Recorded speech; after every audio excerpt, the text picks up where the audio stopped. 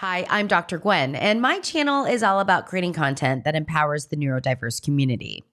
In this episode, Jessica Miller, a family and education support consultant for Riverview School, comes onto the show to talk about how she uses book clubs to promote education, support, and connection between parents. Jessica is super mindful and thoughtful about matching the books to her specific group of parents, but she shares two of her current favorites. I never thought that book club could be so powerful in empowering others. If you're considering using book club as a way to connect members of your community or just plain curious, stay tuned.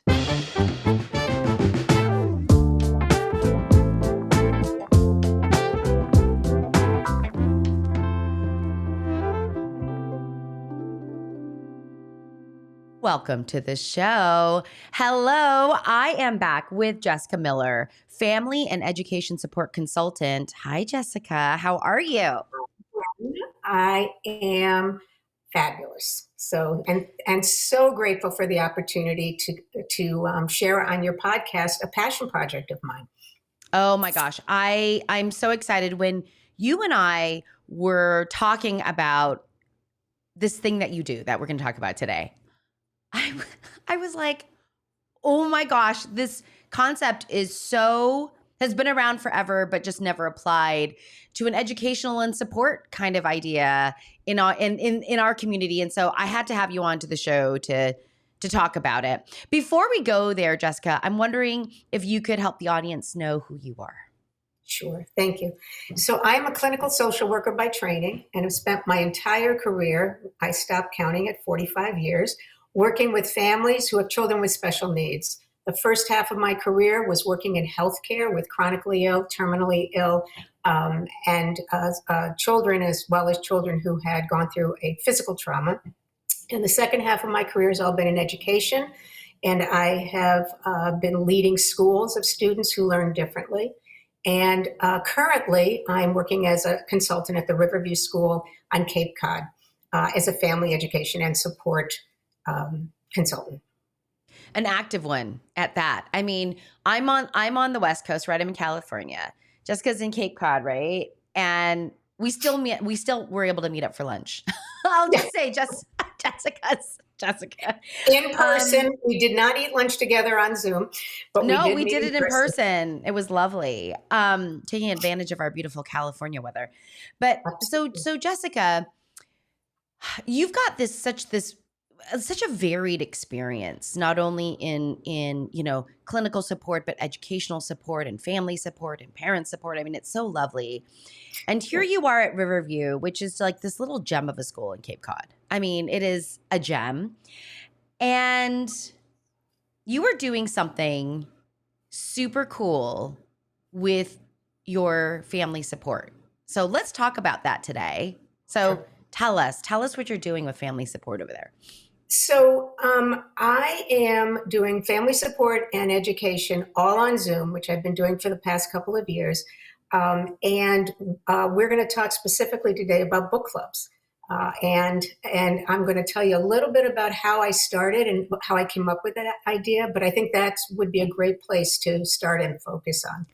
Yeah, book club. I mean, when you were talking to me about all the great stuff you're doing at Riverview, I was like, back up. Wait, you're doing book clubs? Like, I need to know about book club, So tell us how you're using book club. Sure. So actually, I started book clubs during the pandemic. When I was leading school in California, the Charles Armstrong School, I noticed, as we all did, that the families were feeling very isolated and very disconnected from each other, as we all were as well. And I had provided family education and support in many ways, in many places. And I also was, as we all sort of noticed, everybody was doing things over Zoom in a very different way. So book clubs became over Zoom.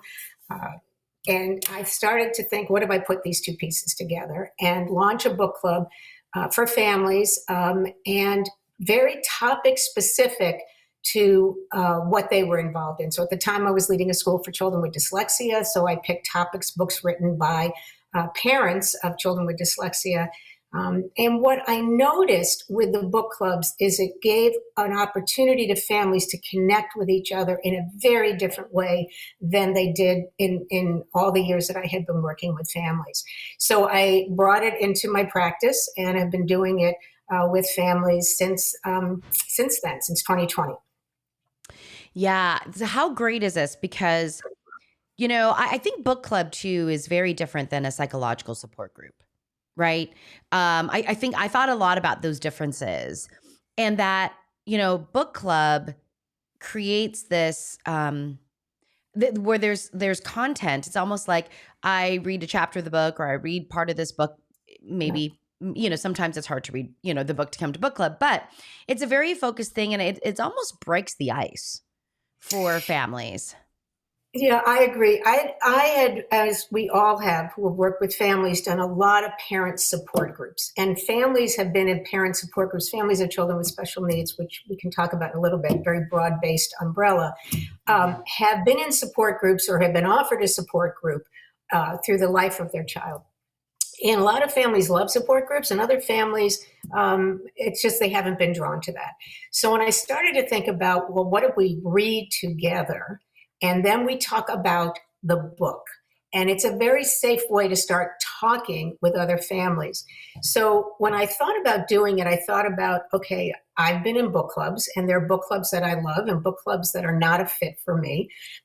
Some book clubs, and we all know those book clubs where you have to read the entire book or you cannot come to the meeting, and other book clubs where you can absolutely come to the meeting even if you haven't read the book.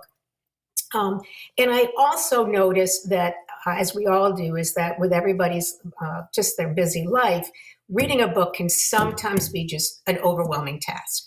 So what I set up was an every other week hour meeting.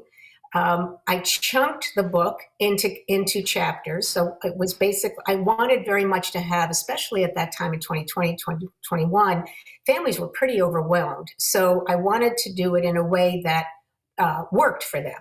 So it was every other week for an hour at 7 o'clock. I told families they could bring an adult beverage if they wanted. And it was 3 chapters at a time. And so what I learned pretty quickly was when families were talking about the content in the book, they started building a relationship with each other, just talking about the content. And then that evolved over time for them to start sharing about their own lives. And their own lives became the content, if you will, that we spend time on. Yeah, it provides this kind of content structure, right? In order to break the ice, relate. How many times did you guys meet, Jessica, for this? Because I imagine, the sequential meeting, probably each meeting was probably evolved in its own way the more that you guys met together. Yeah, I did a lot of thinking about it, and I started with an every other week meeting for 5 times. So, but that's a 10-week commitment for families, which is hard for many families. But it's the way that it worked for the families I work with because they had 2 weeks to read 3 chapters. And most of us can read 3 chapters in 2 weeks, whether we read it in the beginning of those 2 weeks or the hour before book club. It was doable and it was digestible.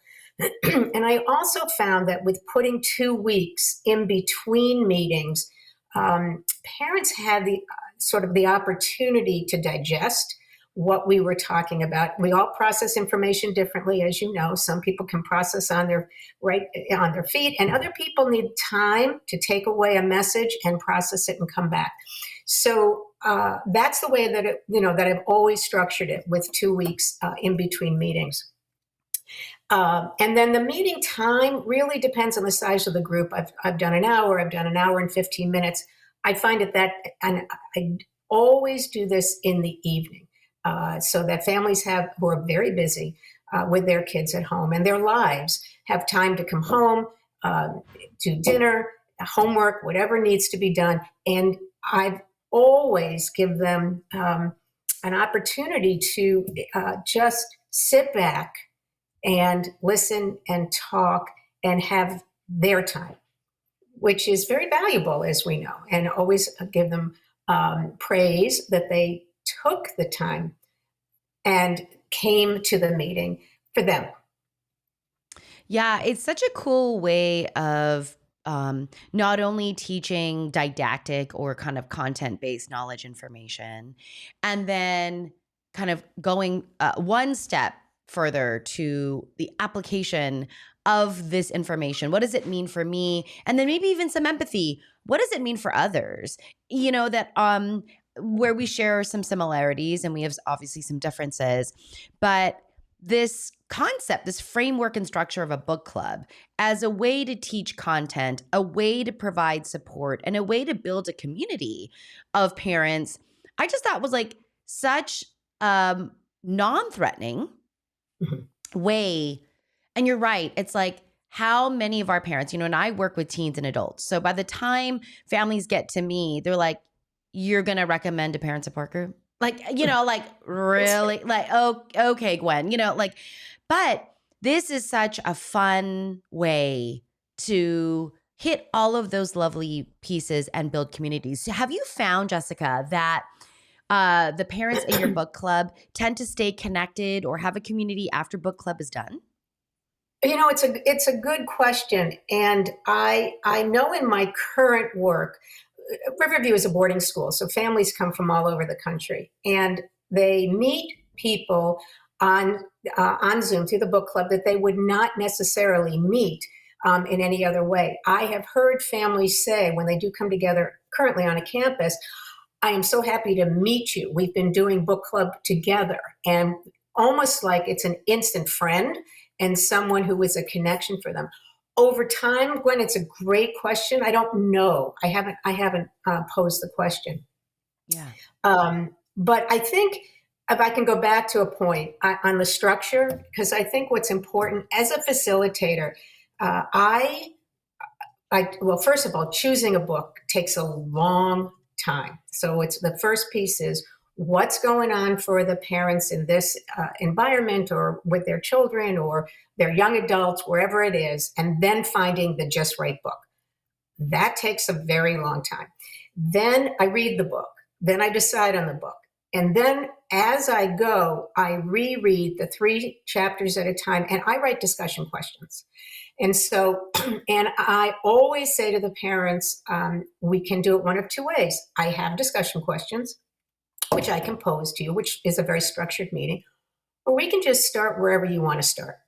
And in the beginning, generally, parents will say to me, you start. Just what's your discussion questions? And then as time goes on and they really start to feel part of the group, it's very often they'll say, I want to raise something, or I want to talk about something, or I thought about something that we read and discussed 2 weeks ago.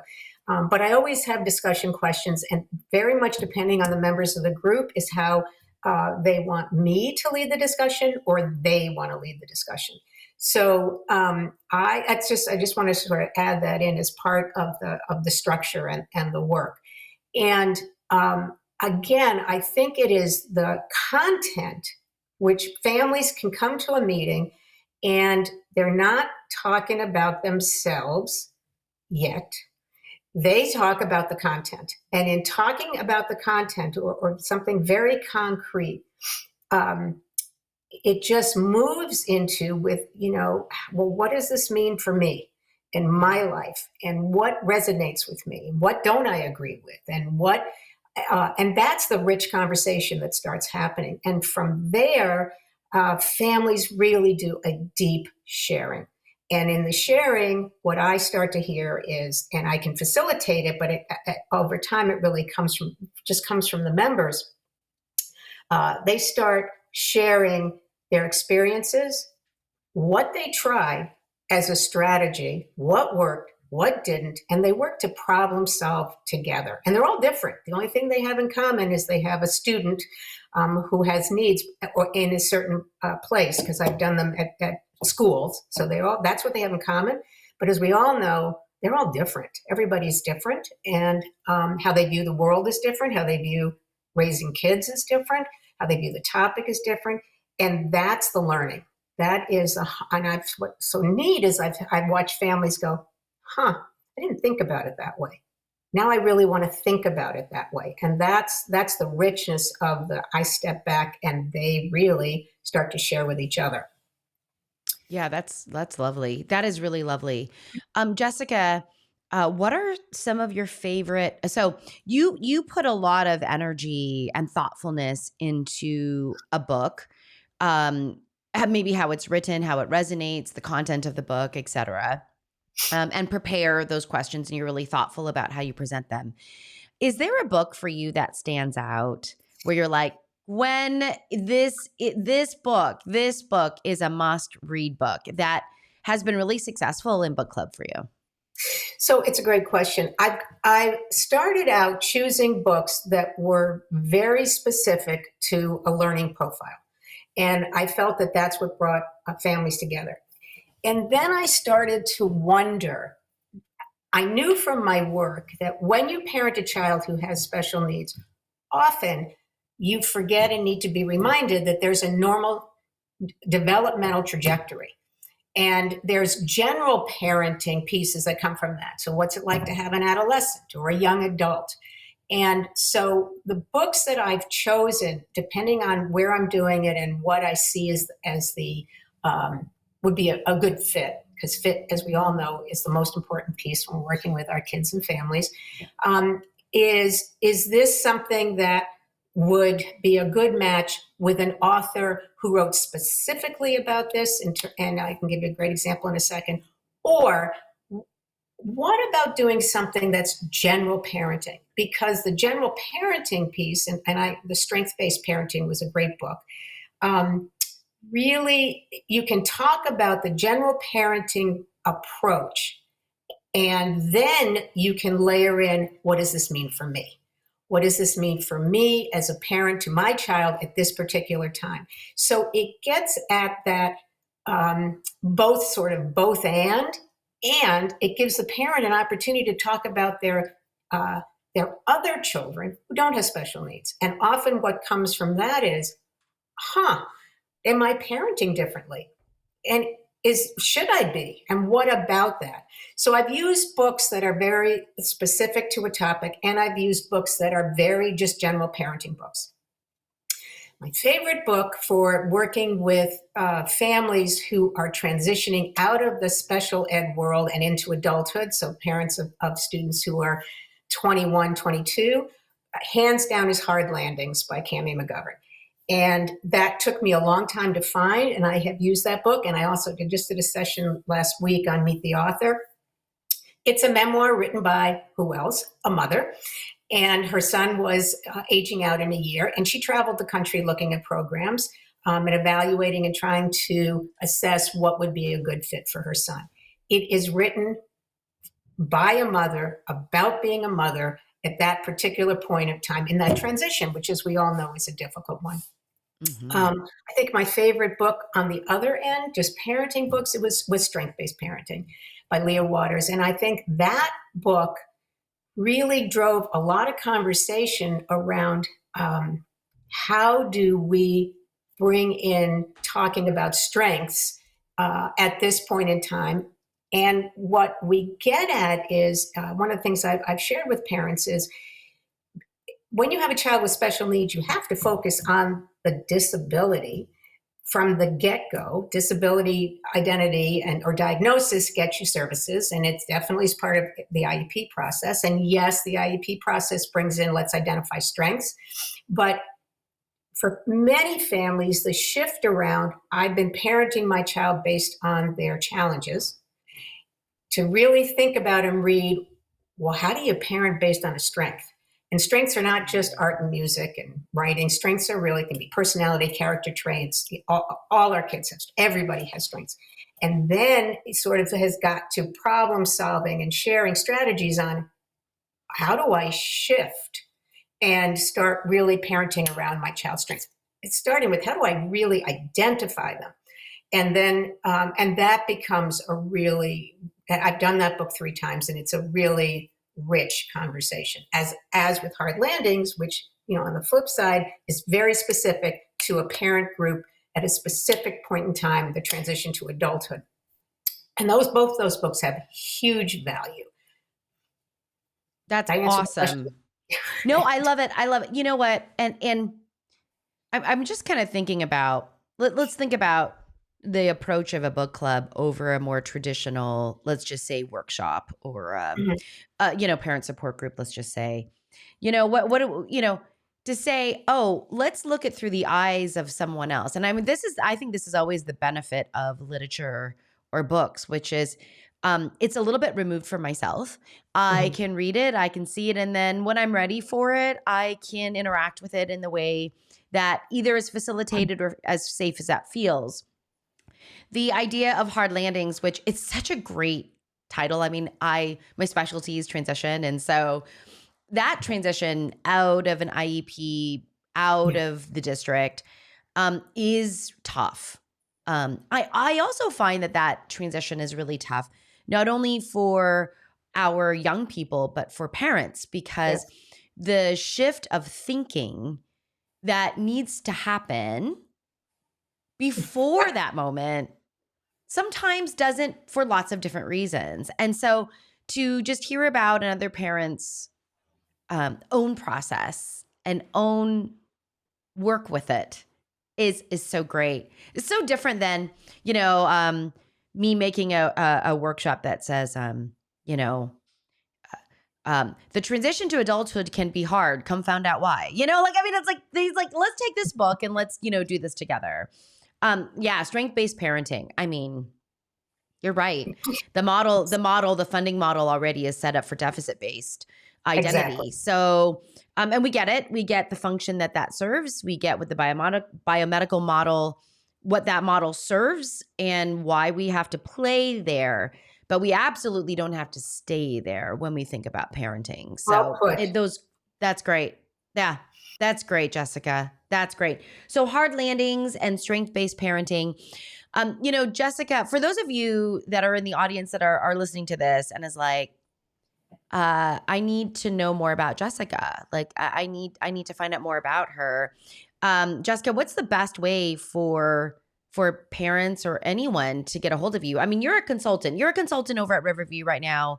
I know, but Mhm. you're a consultant. I mean, for people that might say, I would love for Jessica to bring this over even to our program or our school, or what's the best way for them to get a hold of you? So I have email, and I know that you know my email, and I don't know if you can. I'm sure you can share that with your audience. I'm not a Yes, texter, absolutely.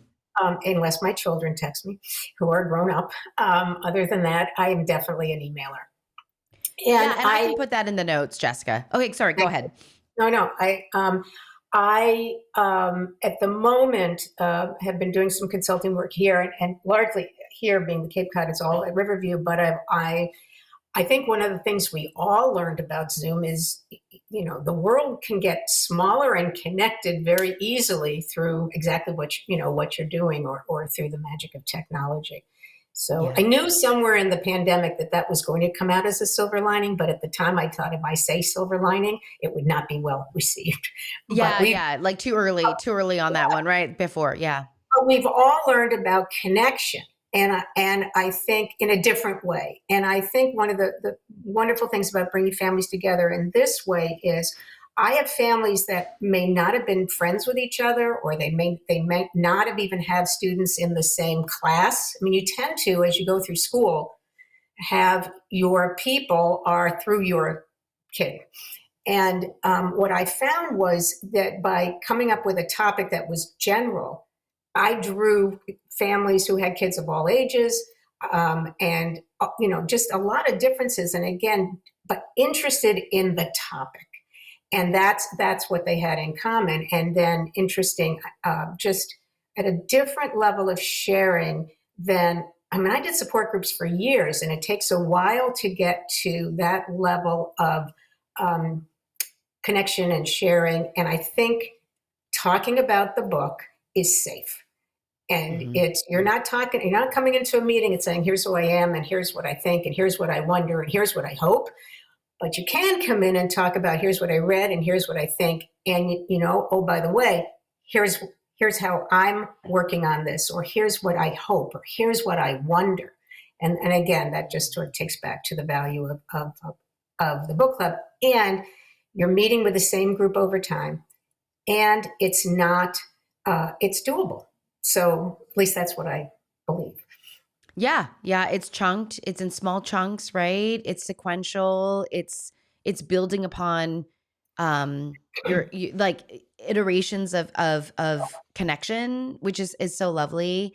I love that you said, you've done parent support groups for a really long time, and this is, man, you found that this can be a really fast or Powerful. kind of powerful, such a great word, way to connect parents in this way of support.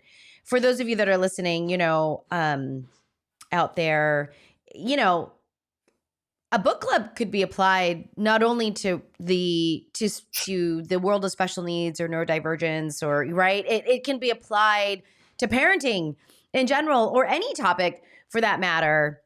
That Absolutely.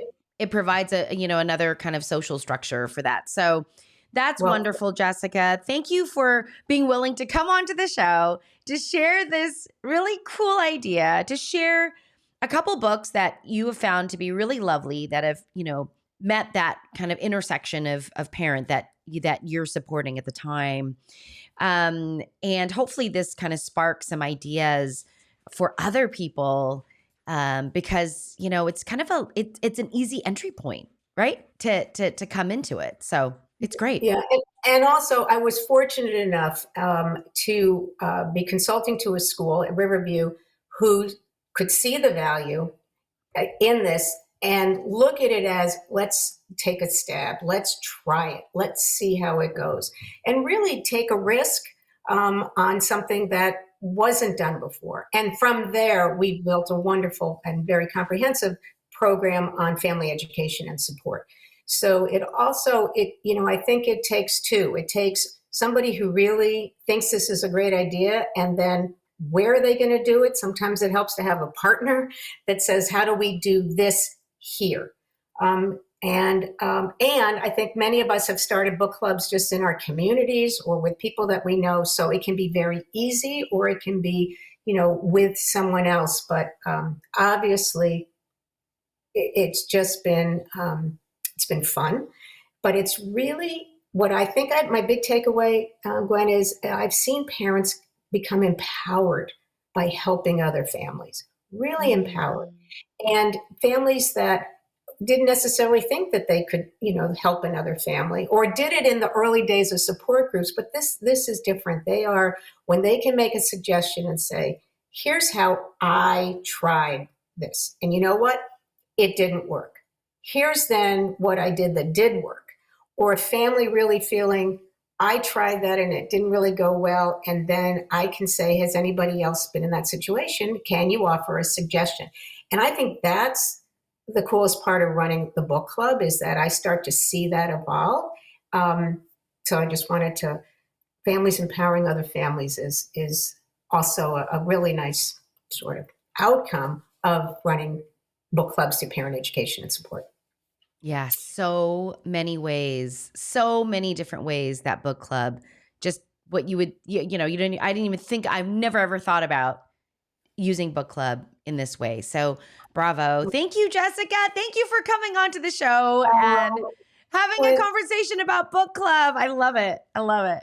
thank you again for the opportunity to do it. I'm grateful. And any conversation you and I have, I always take away and learn something. So thank you. Oh, Thank you for that. awesome. Thanks, Jessica. Thanks, everyone. We'll see you in the next episode. Bye.